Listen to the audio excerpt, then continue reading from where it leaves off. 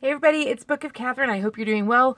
So let's talk a little bit about end times prophecy, since Dr. Phil just had this episode about a woman who, like, it seems to have knocked off her kids because of end times prophecies and things like that. And if that has anything to do with like what I've been digging into with the Bible and what I found in my literature digs. So really what I've been doing is digging into Roman texts and Bible texts and historical texts. No differently, I've ordered some books, history books, books of maps, world maps, and books of world history, and a bunch of things like that, but also started including the Bible in that, and also some unusual texts as far as Roman history, and started cross-referencing them all and seeing them, overlaying them all as we're trying to dig through and find things that are truthful. And what I'm finding is that the digs that we have been finding for a while now is that the things in the Bible, the things predicted in the Bible actually were true. And I'm learning also that even up to the 80s, up until about 91, this was known. Like, I'm finding articles that the world kind of accepted this up until the Agenda 21 Rio summit, with the globalists got together and did this whole word thing. It seemed to be accepted. People seemed to understand that, like, the Red Sea parted and these things happened, these miracles happened, and I didn't grow up in that culture. I didn't grow up in this understanding that, oh, the Bible had these people called prophets that just, part of the Red Sea. I did have in Catholic school, they didn't really seem real to me. I didn't really understand what it meant, that the scientific community just accepted that as fact and kind of looked into it and used the Bible in their archaeological digs. I didn't really understand what that meant. I'm starting to understand what it means now. But what does that mean as far as end times, and what does that mean as far as Baghdad? Like, and nuclear, what does that mean about the end of the world? And here's what I can tell you. Two things. Number one, this woman with the Dr. Phil, it seems to me that she terminated or lost her kids or whatever, because she said, okay, her son said that when she raised them to not care about things as much because the end of the world was coming, and so it didn't really matter much the things that they did because the end of the world was coming anyhow. Well, boy, oh boy, does that not line up? At least not with the things that are in the Bible as lit that I'm reading. The Bible text that I'm reading, the NASB, the New American Standard Bible Translation, the 1995 version, the more I read through it, that's not what it says at all. Jesus himself constantly says this one phrase. It's kind of freaking me out how often he says it. There are certain phrases, like one thing that I knew growing up, there was these people across the street. I remember they used to always tell me this phrase. They were non-denominational. That's how I learned that term, non-denominational. They didn't have they weren't Lutheran. They weren't any of those things. They're non-denominational Christian church or whatever. And they taught me that the Bible has one phrase, that the most common phrase in the Bible is "do not fear." And that hit me so much because I was in the Catholic Church, and the one thing it taught me to do was fear God. And then they told me that the Bible had the most repeated verse in the Bible was "do not fear." And I remember being like, what? Like, huh? It was very, very odd to me. It took a lot of head twisting. I don't really understand, but it opened my eyes that there might be a different way of looking at things. But then I realized the Catholic Church, they never had us crack open our Bible.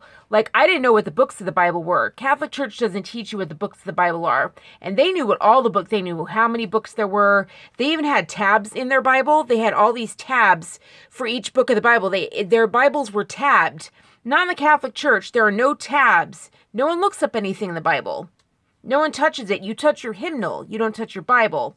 So it's been very weird for me to even start digging into the Bible. It's been a good experience, but I'm still learning a lot of things. So Jesus says, so when I see things repeated, now I'm kind of paying a bit more attention. And what's repeated a lot that Jesus says about the end time is he'll come like a thief in the night. I've been paying more attention to that, because people with end times prophecies tend to say, like, oh, he's going to come down in this white horse. And from what I can see, that's only referenced like a couple times, like 1 or 2 times Jesus arrives on a big white horse, big white stallion. But on his leg, it says his leg is sticking out, and on his leg it's tattooed like the King of Kings, Host of Hosts. Like, it sounds more allegorical, and he's got this huge host behind him. It's not really referenced. That imagery, I don't think, is referenced all that often. Jesus himself, however, is constantly saying, I'm going to arrive like a thief in the night. So, and then what he says when he says that is the exact opposite of what this lady's doing.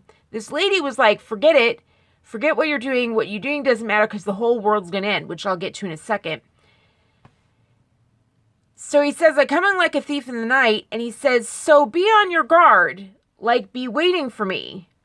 Which I'm kind of like, well, what does that mean? And then I'm realizing, now that I'm digging in, as the other verses tend to surround, certain verses for end of the world tend to surround the things that he says, or it just, you start ramming into it. At some point I should probably just read the book, but it takes so much, my head. It takes a lot for me to read. I should probably just read the book straight, but I'm like, oh my gosh. But I should. But I think every time I start to read it, I just find so much, and it makes me start digging. It's really hard to start reading this book, because everything's different than you thought it was, and it makes you want to start tweeting a ton of stuff of what you found. But then he says, like, be ready for me, do not fear. That's also, I found out, that's where those phrases come from. He says, be ready for me, like, I come like a thief in the night. And if you really think about that, what's a thief in the night? Number one, a thief is a lawbreaker. I don't think people really understand that. I'm like, everyone when I think of a Christian and the Christian community, I think almost like socialists. I almost think like puritanical. They're always like, you have to live up this way, and here's a whole list of charts that you have to live by. And I'm realizing that almost one of the most common phrases that Jesus says is, I'm like going to be like a thief at the end. And I'm like, that's actually someone who breaks the law. Is anyone paying attention to that? How often? And I don't hear any of these end times people talking about that. About the fact that they're Lord of Lords, Host of Hosts, God of Gods. I don't think I've heard even Chuck Missler. I haven't heard any of them mention the fact that he says in the end, like, I'm going to arrive like a thief. And also, the other thing is, you won't know. And I'm like, everyone seems to be trying to predict, and he says, you won't know. So you won't know when I'm coming, you won't be able to predict it, and I'm going to come like a thief. Which tells me that maybe all these events they're trying to line out are not going to be in this nice little order. Like, when I look it up, I kind of feel like Satan's already been tied up. Like, every time I keep digging into it, I see things that make it look like Satan's been tied up already for 1,000 years. I literally see breaks for 1,000 years where it looks like the earth had this sudden shift. We used to have brutality, slavery, abject slavery. Everybody was in abject slave chains. We were all like this. We were hanging each other on crosses. We were doing this. And then all of a sudden, humanity just turns around and like, this is born, and we're suddenly building amazing things, and we're doing this, and we're doing this, and all of this, we're doing Mozart, and we're doing this, and we're doing that, and American is born, and this whole thing happens, and we do this, and yeah, there's some bad stuff, but if what they say about the fall is correct, man is still supposed to be sinful. They didn't say anything about the world being free of sin. They said the deceiver would be tied up. That's it. So man, I suppose, would still be sinful. And then bam, at exactly 1,000 years, like the Roman Empire, is exactly 1,000 years that the Roman world, anyway, I looked into it. So I was just like, this exactly 1,000-year period where it seems that this thing, humanity went through this amazing thing, and then the moment it ends, it's like, wham, you start seeing this ramp up again, and next thing you know, we're in World War I, World War II, and we are right back, Queen Victoria is right back to putting Indians in slavery, slave chains, and starvation.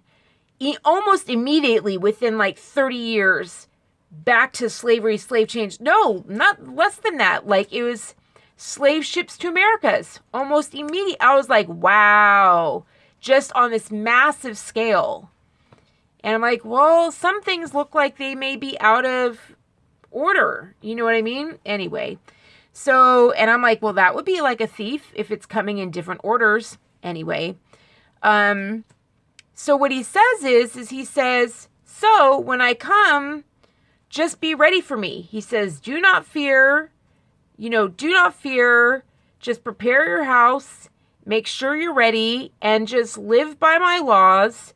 Be happy. Like, he's kind of like, be satisfied, be happy, take care of your own house, kind of live on your side of the street, take care, and just basically follow me in your own life, no matter where you are and what time, no matter what era, just follow me and be content with me and follow me and don't pay attention to the rest of the world. Just follow me in this time and be happy, do not fear. And he's just like, and so be ready for me to be my bride. That's what he's always saying. He's always saying, be ready at any point to be my bride. And that's because I'm looking back and I'm like, don't you think people during the time of Islam, when they killed 270 million people, don't you think those people were saying, oh my gosh, the end times have arrived? I mean, everyone's like, oh, the end times are here. And I'm like, I'm pretty sure people could say the same thing when Islam was going through chopping off every Christian's head. Wouldn't they be able to say the same thing? And now Christians are being persecuted in China. They're literally having their organs harvested. They're being kept on life support and organs harvested one by one from their bodies. I mean, dang. Who had it worse? The guy who had his head decapitated, hung on a cross, died slowly over 18 hours, or kept on an IV drip and, harvested their organs? Do we really want to talk about crap like that? That which one's worse for a Christian? I mean, it's really, really hard to think about, But the other thing is, my point about all of it is that when I say things that are lining up, finally, the last thing I want to say is this thing of end of the world. A pastor put it really well. I started noticing this thing about the end of the world and Armageddon, this end of the world and Armageddon. And I was like, I'm really not seeing this end of the world, like the world just goes poof, disappear. Oh God, everything's going to end. That's not what I'm finding in this thing. I'm not reading about that. What I'm reading is, I don't know if you guys have heard of this, the New Jerusalem. What I'm reading is supposedly, they literally have it outlined, New Jerusalem, cubits, measured in cubits. A New Jerusalem is supposed to arrive. Certain number, they've given it measurements like the Ark. A new Jerusalem with a new city. Jesus even talks like, the way I've prepared for you. I've told you I'm going there to prepare it for you. I'm coming. I'm bringing it back. I've already told you why you are. He says that to his disciples. You know where I'm going. I'm going there to prepare it for you. You know what's coming. It's going to come. I'm going there. You should let me go prepare it for you. We've already talked about this. And I'm just like, is he talking about this New Jerusalem? Is it already out there? Is he just sitting there preparing it for them? And then it comes and it arrives? Is that what you're talking about? And am I actually saying all of this? I mean, it's just weird, except so many events that have been predicted came true. Way too much has come true in the past. It's just way too much. So when I say Babylon versus, and I'm going to show you a little bit more why I'm saying, I mentioned the 2020 thing because that's one of the dates it could be. There's also 2027. But I'm like, if it ends up being the 2020, I want to be here to say it. Does it mean the world's going to end? What does it say about the world ending? No. What it says is not that there's going to be the world ending. A pastor put it really well. I forwarded, I think, the video. He was like, people keep talking about a new world order.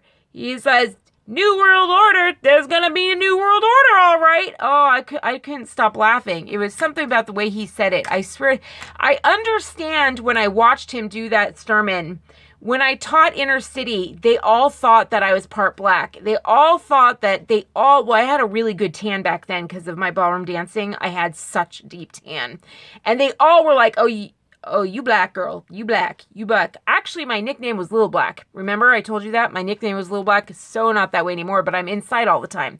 So I had this super big tan from ballroom dancing and everything. So, but it's also like, I was always like, what you talking about, girl? Like, I had such an attitude. I can see it now because my favorite sermons are the ones from these, like, churches, and they crack me up.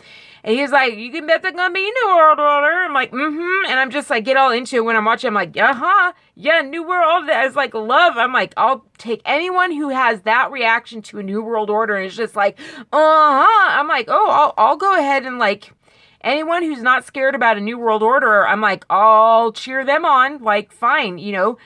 But what's funny is that he was saying, and also I cheered him on because what he actually said actually lined up with what I'd seen in the literature that I'd read. I had just figured it out.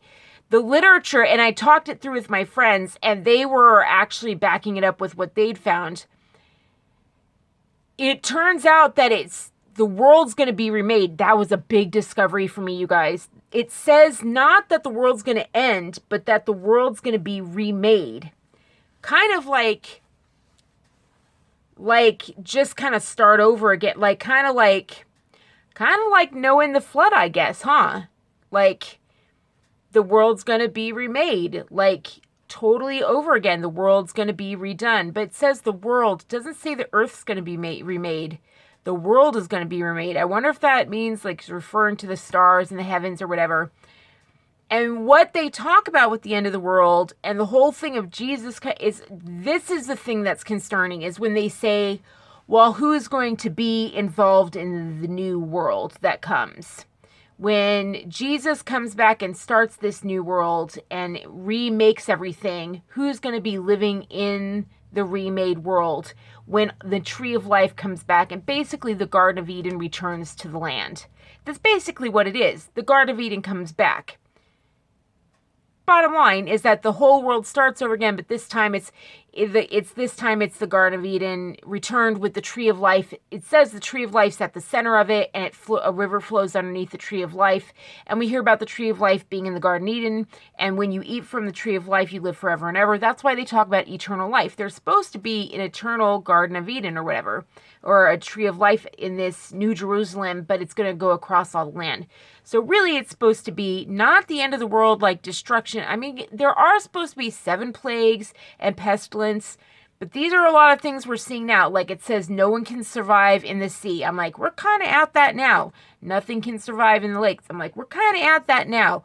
You know, nothing. I'm like, we're really like, look at India, look at China, look at their air. The water's kind of dead everywhere. I mean, no one really wants to talk about it, but America has the cleanest water on earth, and we're about the only place anymore. This climate change agenda has benefited the largest chemical company in the world so much when they brought in the internet and kind of created this amazing blackout wall for the largest chemical company in the world to pollute the whole thing, polluted the house by yelling at America and saying, yay, we're ramming down emissions here.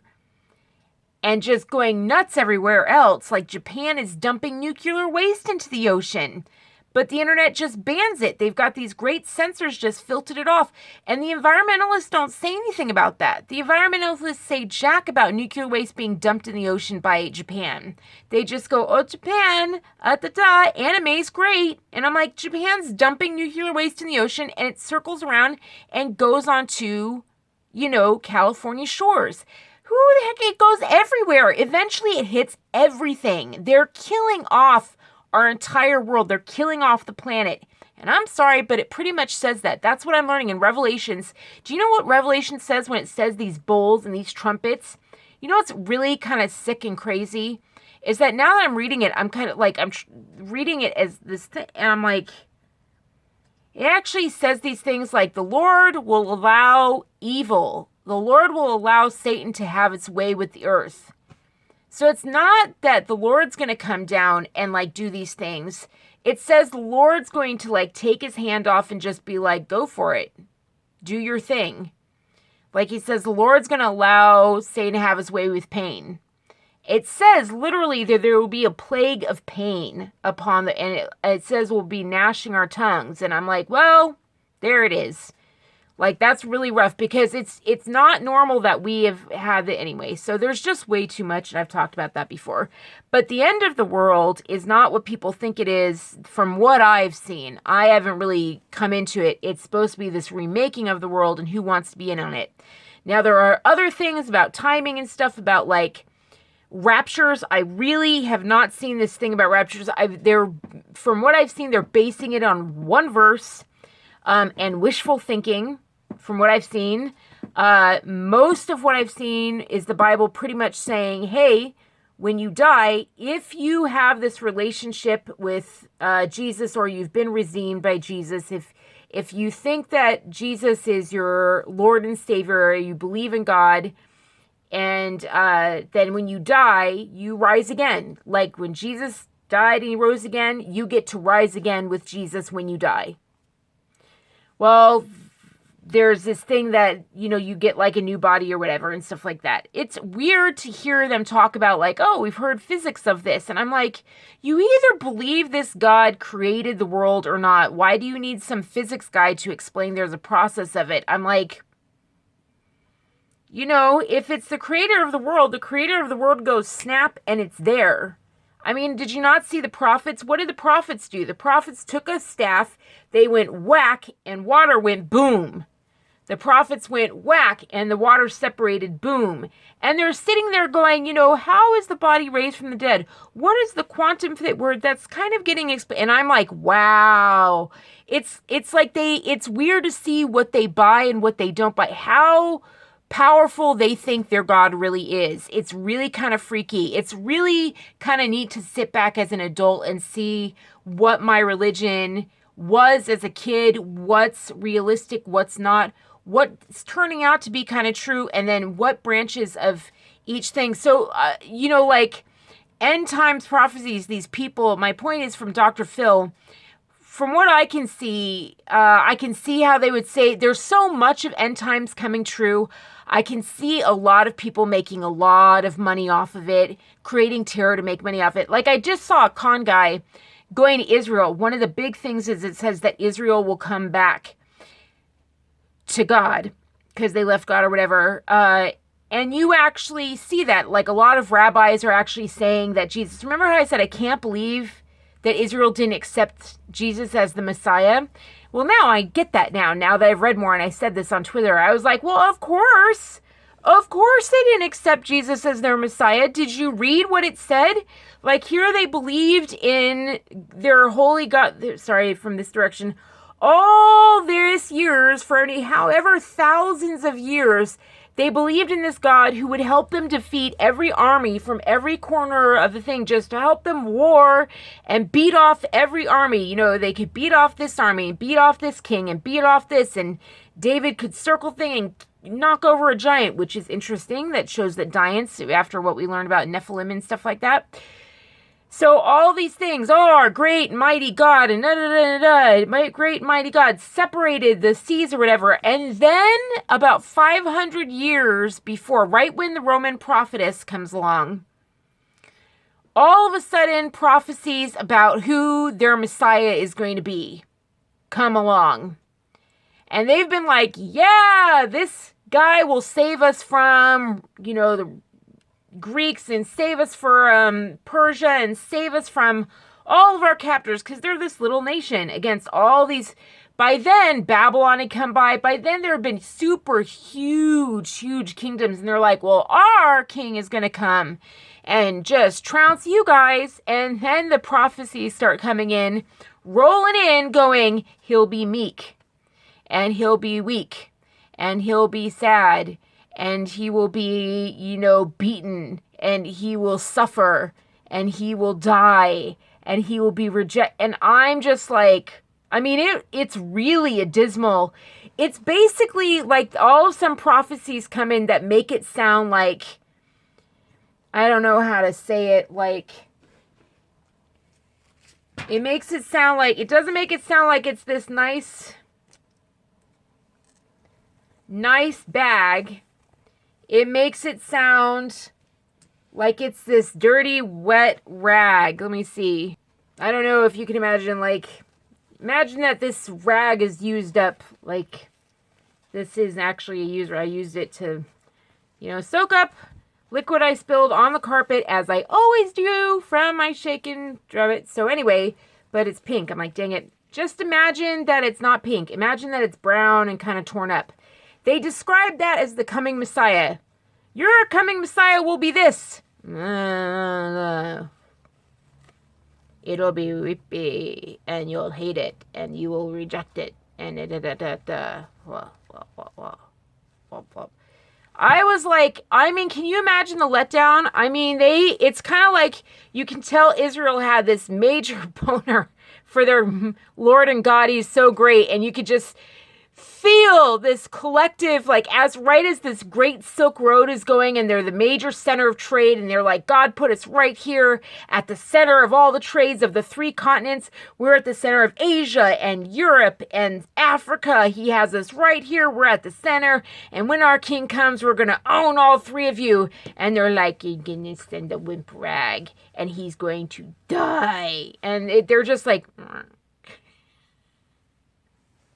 I've just heard some of the prophecies that were said about this guy, Jesus. And I'm like, ooh, that does not sound good. And from then on, from then on, all of a sudden they start changing their religion. All the rabbis all of a sudden they start doing new things like, well, it's not just the writings that are God speaking, but it's the writings and what we say and tradition. Let's do that. Yeah, what we say is also what God says. And can we change it to this too? And can we change it to this too? And can we change it to this too?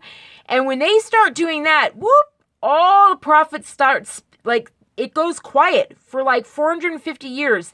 There's not another prophet for 450 years. And so the Messiah arrives, and whoop, little weak, silent in a manger, and boom, just like it's predicted, out in the middle of a desert in a frickin' manger, in a stable, basically the poo house. Not just the poo house, the animal poo house is where, we make it look all nice and pretty. Everyone puts this golden jewels or whatever. That ain't what it's like. Go into the Middle East and look into a stable. Are you freaking kidding me? The kid was in a poo house or whatever. And yep, no one shows up. All of the, super rich rabbis from all of the Silk Road trading and everything like that. They're just like, who, what, who arrived? I don't know anything. Who's, huh? By then, they're Pharisees. Have you seen the things? They look up what Pharisees looked like back then. They had the house. They looked just as rich as the Roman Catholic popes do now with their big, huge crowns. That's how wealthy these Pharisees were. By then, the Pharisees were the families were intermingling with the Roman royal families and stuff like that. Like the guy who wrote about 70 AD, his family was married with royal families. All of the Pharisees had been intermingling and marrying with the royals, like King Herod's family. They were all married. They were all married with the royal families of the upper classes of Rome and of Egypt and everything like that. So they're all royal families, the upper, they just moved on. They're just like, forget that. If you're going to be a weak frickin' thing, we don't want to be around when he's nailed to a cross. We don't want to be around for that. They didn't know that's exactly what happened. I don't know if it predicted that. I'd need to look more into it. But it's very interesting to see. And then the prophecies pick back up for this New Testament. And it's very fascinating. So it's interesting to see. I think there are some prophecies they talk about what happens. By the way, they did say some things people talk about they talk about these people are complaining that they're dead. This is a reason there's a rapture because, they say that they're dead. They're complaining in this one book. They're complaining to their, one of their guys who founded a church, his Paul or Saul. One of the things in Chuck Missner's thing, The Rapture Part 1, posted on August 1st, 2013, he says that, because they complained and said that their friends were dead, and they were like, don't worry that your friends are dead. This is how we know that there's a rapture. I'm like, did you ever think that maybe they're complaining their friends are dead because we weren't able to get them to raise from the dead again?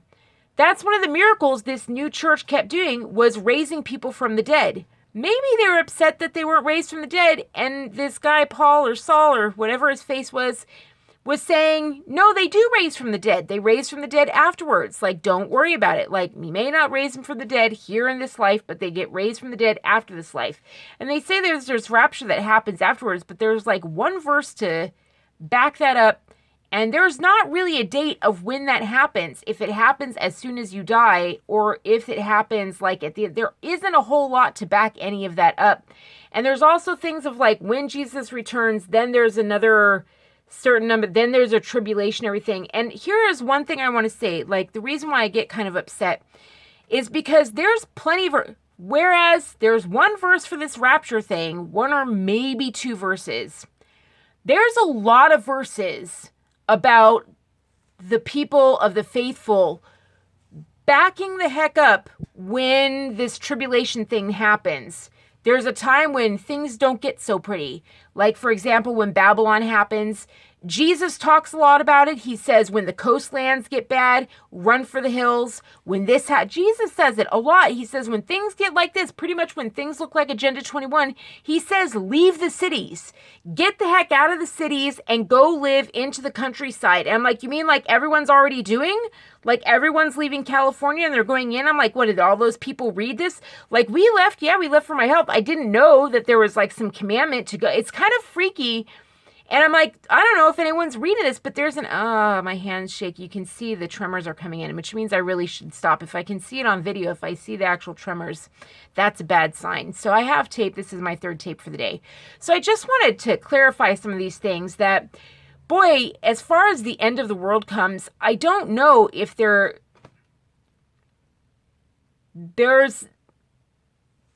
Babylon could be my husband's calling. All right. So it doesn't sound like it's going to be these invented events. Really, as far as in literature, I was taught at UCLA, pay attention to something when it's repeated numerous times. That should be emphasized. And numerous times, this scripture thing, this Bible thing, Old Testament, New Times, numerous times it talks about people say, it says like, put yourself away. Freaking like, okay, I'll put it this way. My husband and I are actually thinking about bomb shelters. I'll put it that way. Like, we're actually like, maybe we should be doing a bomb shelter. It's that kind of thing. Not like, oh, it's kind of immediate, but it's the first time I ever considered a bomb shelter. That's the kind of verses it's saying. It's saying like, not just leave the cities, but maybe like hide yourself away. It says it repeatedly. I don't see repeated things about any kind of rapture, though I don't know if I qualify for a rapture. Better start finding out who qualifies for this rapture thing. Though it doesn't really give any qualifications necessarily for a rapture. People really need to start reading what this thing actually says. All right, my husband's really calling. I better go. And I love you guys so much. Mwah. Though, you know what? I don't know. All right. Wow, third call. Love you. Bye. Please donate down below. Love you. So don't be so panicked. You know, Babylon could happen and then it could be another 10, 15 years before the next. I don't know. But I'm not saying the end of the world is like this year. I'm saying one of the events could be this year. One of the many events could be this year. That's what I'm saying. Love you. Bye. Could be 6 years from now. All right. Bye.